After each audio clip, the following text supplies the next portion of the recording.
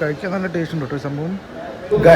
നമ്മൾ ഒരുപാട് നാളുകൾക്ക് ശേഷമാണ് ഇതപ്പോൾ ഒരു യാത്ര വന്നിരിക്കുന്നത് കേട്ടോ. യാത്ര വന്നിരിക്കുന്നത് എവിടെയാണെന്ന് വെച്ചാൽ നമ്മുടെ അയൽ സംസ്ഥാനത്താണ്. അയൽ സംസ്ഥാനമായ തമിഴ്നാട്ടിലാട്ടോ വന്നിരിക്കുന്നത്.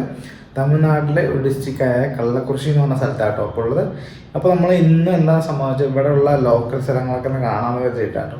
അപ്പോൾ നമ്മൾ പോകുന്ന വഴിയും അവിടുത്തെ യാത്രയും ഇവിടുത്തെ ആളുകളുടെ എങ്ങനെയൊക്കെയാണെന്നുള്ളതാണ് കേട്ടോ ഇന്നത്തെ വീഡിയോ.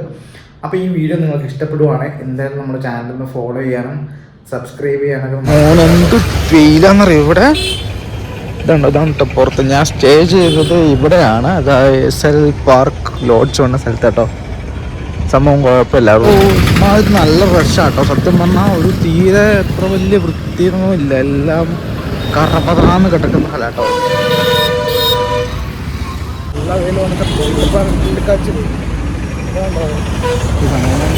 കറപറാന്ന വണ്ടികൾ വരുന്നത്. അങ്ങോട്ടും ഇങ്ങോട്ടും സൈഡ് നോക്കിയില്ല, നമ്മളിടിച്ച് മുൻപോട്ട് തട്ടിട്ട്.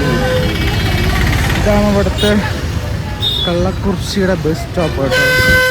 ഈ ബസ് സ്റ്റോപ്പിലേക്ക് ഞങ്ങൾ റൂമിൽ നിന്ന് ഏകദേശം 1.5 കിലോമീറ്റർ 2 കിലോമീറ്ററിന് അടുത്താവും. 2 കിലോമീറ്ററിന് അടുത്താവും നടന്നിട്ട് വന്നിട്ടാണ് നമ്മുടെ ബസ് സ്റ്റോപ്പിലേക്ക് വന്നത് കേട്ടോ. എൻ്റെ അമ്മ ഇതുണ്ടോ ഒരു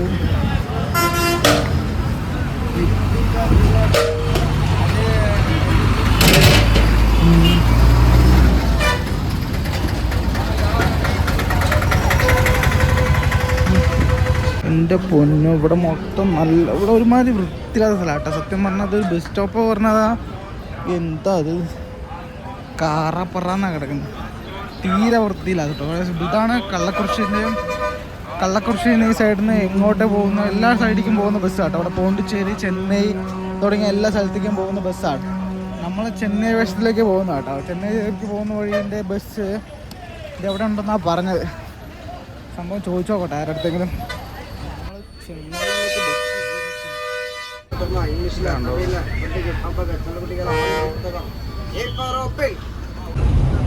കള്ളക്കുറിശി എന്ന് നമ്മൾ വിട്ട് വേറെ സ്ഥലത്ത് കയറിയല്ലോ. റുദ്രപേട്ട എന്ന സ്ഥലത്തേക്ക് വന്നിരിക്കുക കേട്ടോ. അപ്പോൾ ഇവിടെ വന്നപ്പോൾ ഉണ്ടല്ലോ ഒരു ഞാൻ വേറെ റൂം എടുത്തു ഇവിടുത്തെ. അപ്പോൾ ഇവിടുത്തെ കാഴ്ചകൾ കാണിച്ചാൽ കേട്ടോ. നോക്കൂ ഗൈസ്, നിങ്ങൾ റൂമിൽ നിന്ന് പുറത്ത് നോക്കാം കേട്ടോ. പുറത്ത് നോക്കുമ്പോൾ കണ്ടോ നമ്മൾ കേരളത്തിൽ തന്നെ പോലെ തന്നെ ഉണ്ട് സംഭവം.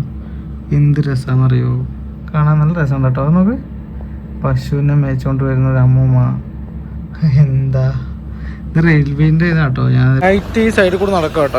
കുറച്ച് ദൂരം നടക്കാൻ വേണ്ടി ഇറങ്ങി നോക്കിയാണ്. ഇത് എൻ്റെ പൊന്നു ശരിക്കും നോക്കുന്നുണ്ടല്ലോ ഈ ടോൾ ബൂത്തിൻ്റെ സൈഡ് മൊത്തം ബിരിയാണി സെൻ്ററുകളാണ് കേട്ടോ. എന്താ ഇത്ര 1 2 3 4 5 6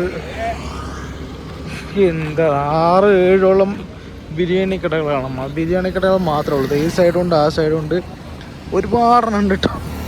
കൊള്ളാം. ഇത് മെയിൻ ഹൈവേ ആട്ടോ. NH നമ്മൾ ചെന്നൈ പോകുന്ന റോഡാണിത്.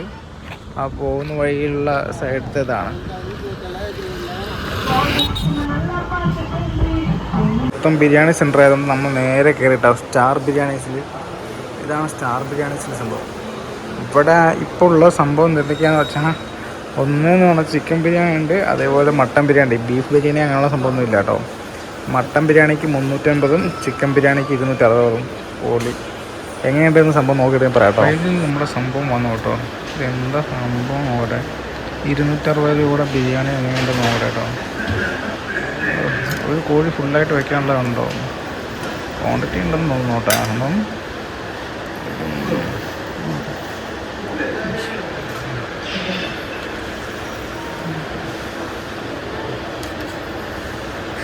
ഓക്കെ.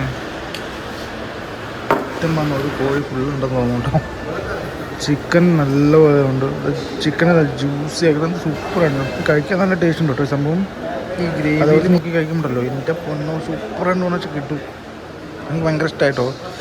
നമ്മൾ നോർമൽ ബിരിയാണി കഴിക്കുന്ന ടേസ്റ്റ് അല്ല, വ്യത്യാസ ടേസ്റ്റ് സംഭവം. ചിക്കൻ പീസും ചിക്കൻ കൂടെ എടുത്ത് ഈ ഗ്രേവി മിക്സ് ചെയ്ത് കഴിക്കണ്ടല്ലോ.